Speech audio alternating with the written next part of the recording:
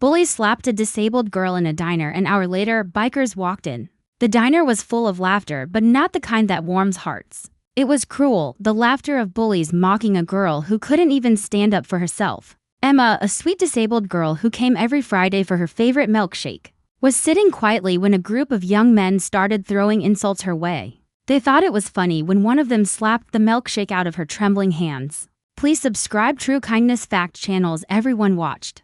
No one spoke. But an hour later, the door opened. The sound of heavy boots echoed across the floor. 5 bikers walked in, their leather jackets soaked from rain. They didn't come for food.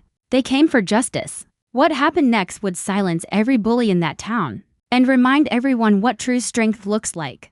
It was a quiet Friday evening at Mel's Diner, the kind of place where everyone knew each other. The smell of coffee, the faint music of an old jukebox, and the clatter of plates filled the air. At a corner table sat Emma, a 19-year-old girl with a gentle smile and a leg brace that made it hard for her to walk. She was born with a disability but never lost her spirit. Every week, she came here to write in her little notebook dreams, poetry, and stories of a world she wished was kinder. That evening, 3 young men walked in, loud, arrogant, full of misplaced pride. They noticed Emma and began whispering. Soon, the whispers turned to laughter. "Hey, you dropped something," one of them sneered, pointing to her crutch. "Oh wait, you can't bend down, can you?" The others roared with laughter. Emma's face turned red. She looked around, hoping someone would step in, the waitress, the cook, anyone. But silence filled the room. People turned their eyes away. Then it got worse. One of the boys grabbed her milkshake and poured it over her notebook.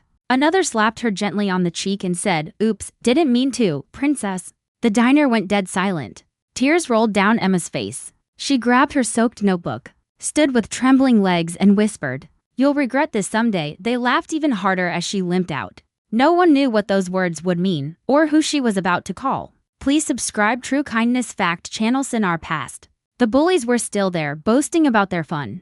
The waitress was cleaning up Emma's spilled drink when the bell above the door jingled. 5 men walked in, tall, broad, tattooed, wearing black leather jackets with the logo Iron Hearts MC. The air changed instantly. Every head turned. The lead biker, Jack Bear Dalton, scanned the room with cold eyes. "We're looking for Emma," he said to the waitress. The bullies froze. The waitress pointed weakly. She was here earlier. They bothered her." Jack turned his gaze to the table of the bullies. "That true?" he asked, voice calm but deadly. One of them smirked. "Who's asking?" Bear stepped closer, towering over him. "Her brother." The color drained from their faces. The other bikers circled the table, their heavy boots thudding on the floor. The youngest, Mike, placed Emma's crutch on the counter. It had been left outside. "She called us crying," he said. "You made her cry." "Big mistake." Bear didn't raise a hand. He didn't have to. His words hit harder than any punch. He leaned in close. "You think you're strong because you pick on someone who can't fight back? Try me." The leader of the bullies stood, fists clenched. But one look at the bikers' faces made him sit back down. Bear smiled coldly. "Good choice." Then he said to the waitress, "Whatever Emma ordered, keep it on our tab, for life." They turned to leave, but before stepping out, Bear looked back. "Next time you see her, you better apologize. Real men protect, not mock." The next day, the same 3 bullies walked into the diner again.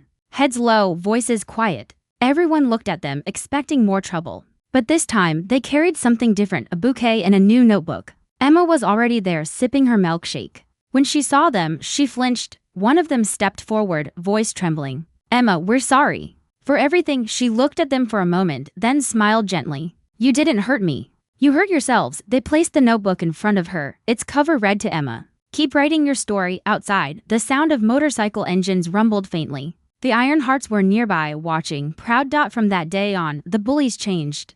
They started helping others, even volunteering at a local disability center. Emma became a writer, publishing her story. The night the bikers came, it spread online, touching millions. Her words ended with this line: "Kindness is louder than cruelty, and true strength is standing up."